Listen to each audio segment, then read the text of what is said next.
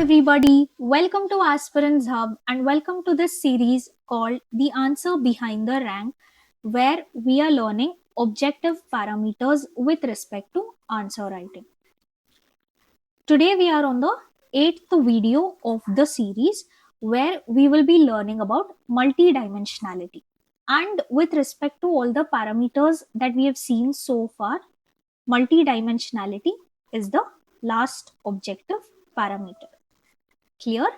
See, let me tell you certain things first. The best possible way to bring in multi-dimensional perspectives in your answer to have is the best possible way to bring multi-dimensionality in your answers is to have a template or a framework or a structure. You can call it by any name. So when you have these underlying things ready, then you can write a multi-dimensional answer. This is our main objective. Okay. Other objectives served by template making is, see, sometimes what happens is when we see a question, a particular topic theme, it becomes difficult to generate pointers all of a sudden. So when you have a template or a framework fixed in mind, then it becomes very, very easy. Okay. Second thing is, sometimes what happens is we generate 2 to 3 pointers, but after that we get stuck. We don't know what to write. In such situations, also this template making helps a lot. Clear?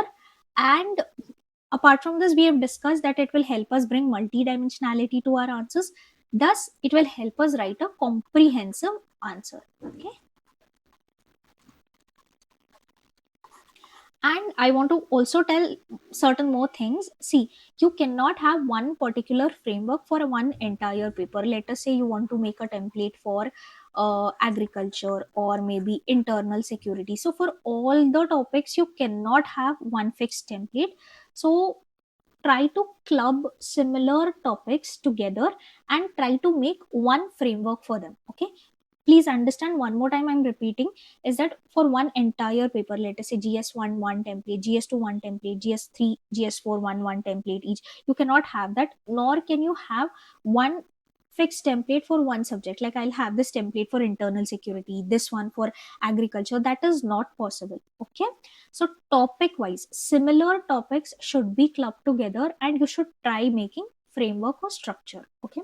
And what I would suggest is, see, instead of looking for structures here and there, whenever you read a topic, you think, how can you bring in multi-dimensional aspect of this particular topic? So what template should I be using? What can I use? So this activity should be done from your end so that you will also develop this analytical set of mind. Okay. Apart from this, otherwise what you can do is, in this video I will be showing you a few examples of templates, so you can put these examples into AI tools like ChatGPT and Gemini and give it a prompt saying that these are the templates that I have made on these particular topics. My line of thought is as per these templates shared. So now I want to make templates on these particular topics or whatever it is. Give me an idea. So that is also one of the ways you can learn. Or what you can do is, whatever basic templates you've made, you can put it in, to ChatGPT or Gemini and say that, so this is how I have been thinking. So are there any more ways through which I can bring in multi-dimensional perspectives? Okay, so these are some of the ideas that I have given you on how to go about this process of template making. Clear? Let us get started. See, the first and foremost basic template is Pastel. Everybody knows it. So you can use it across topics. Okay. So this is one of the approaches. Second, value chain approach. This approach can be used across most of the agriculture questions. Okay. So what you will be doing is, whenever you have a question, let us say challenges with respect to agriculture, or if you want to give significance of agriculture or solutions to overcome the challenges of agriculture, something like this. Okay, so you will write from the perspective of what are the challenges. Let us take the example of challenges first. So what are the challenges at the production level? What are the challenges at the level of storage, transportation, marketing?